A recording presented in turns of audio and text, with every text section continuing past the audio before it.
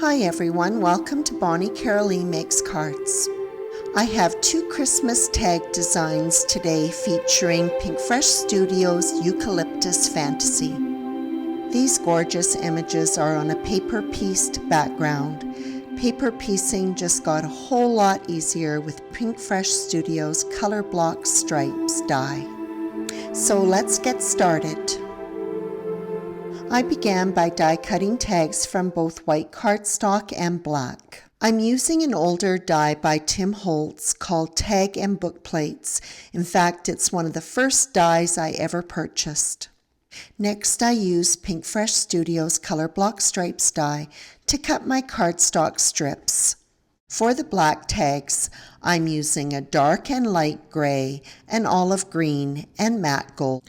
I use the grid on my media mat so that I can position some post-it tape to mask off the top of the tag. I'm going to be using a double-sided tape by Sue Wang to adhere the paper strips. This is a very strong adhesive and not very forgiving, so you do have to be careful once you start to adhere things to it. Before removing the backing, I burnish the strips with my bone folder. I want to make sure that there is good contact with the tag. The post-it note at the top of the tag serves two purposes. It protected the top of the tag from getting adhesive on it, and now I will use it to line up my paper strips. The cardstock for these two tags is placed vertically, and I just alternate between the colors. Some of the strips were too short. I was using up some scraps of cardstock, but I didn't worry about it because I knew I would be placing a leafy image at the bottom of the tag. For the second pair, the strips of cardstock will be placed on diagonally and cover the entire tag. The paper piecing for these tags is a play on gold with different finishes and textures. With the backgrounds complete, all of the images that I'm going to use for the four tags are stamped on Bristol Smooth cardstock with Versamark ink. They are embossed with Nouveau Glitter Gold embossing powder. This embossing will add a little bit more of that holiday shine, but that's not the reason why I chose it. It was literally the only gold I had left in my stash, still waiting for my order to come in. All of the images are colored simply using zig markers and a water brush pen. The number of colors that I worked with was minimal: olive green, mid green, and deep red. I picked out a few of the eucalyptus leaves and turned them into berries to give the wreath a more festive feel. A number of the leaves were colored in the mid-green. When I was finished with that color, I moved on to the olive green to finish up the rest of the leaves. The color variation between the two greens is subtle, but it is enough that it gives some depth. For all the leaves, the color is applied at the stem end, and then the watercolor brush is used to pull the color out to provide a soft highlight. The two sprigs that will be used with this tag are colored in exactly the same way. The die that was used for the tags also included a reinforcer. Those were cut out in matte gold.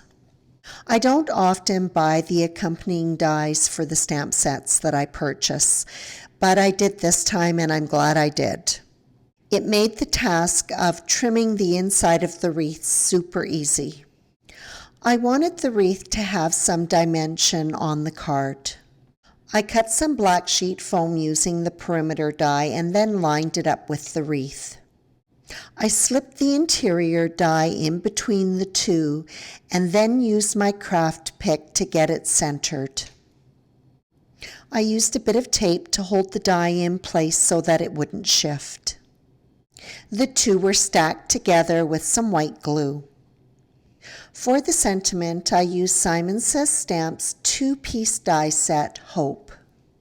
The shadow die was used to cut red cardstock and black sheet foam, and they were stacked together. Matte gold cardstock was die cut using the Scripty die, Hope. I also die cut the slender leaf die with the matte gold cardstock and black sheet foam and stacked it. A small spray for the top of the tag was created by using the foam back leaves with the 2 sprigs of eucalyptus. The spray was placed on the tag so that the wreath could be positioned and attached. The sentiment was centered across the middle of the wreath. A length of red ribbon from American Craft was trimmed with flag ends and doubled. The 2 ends were poked through the hole and up through the looped middle of the ribbon and pulled tight. I used a glue dot closest to the tag between the 2 ribbons to hold everything in place. The spray was attached at the base of the ribbon with a little bit of white glue. I used glue dots to attach 2 tiny little bells to the top of the spray. The berries on these 2 tags featuring the wreath were finished off with Nouveau Glitter Drops Pink Champagne. The leafy image for the second pair of tags was colored similarly to the wreaths. A few of the leaves were colored deep red to represent berries. The rest of the eucalyptus leaves were colored olive and mid-green. This image also included some long, slender leaves. Those leaves were colored marine green. Both the image and black sheet foam were die cut. Matte gold reinforcers die cut from Tim Holtz tag and book plates were attached to the tags. The leafy spray was mounted on the black sheet foam die cut.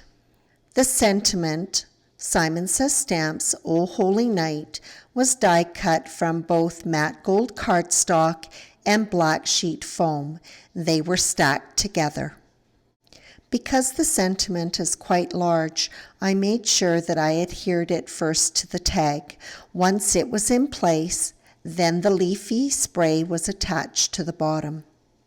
One of the dies included with the accompaniment for Eucalyptus Fantasy is perfect as a standalone die. This sprig was die cut from matte gold cardstock and also from black sheet foam and stacked together.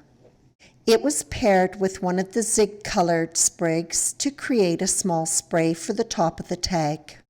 Both gold string and ribbon that has been trimmed with flag ends were fed through the hole and looped like they were in the other tags. The gold strings were trimmed and then they were tacked into position with a little bit of white glue. I use my reverse tweezers to hold the string in place until the glue sets up. A glue dot is placed at the end of each string, topped by a jingle bell.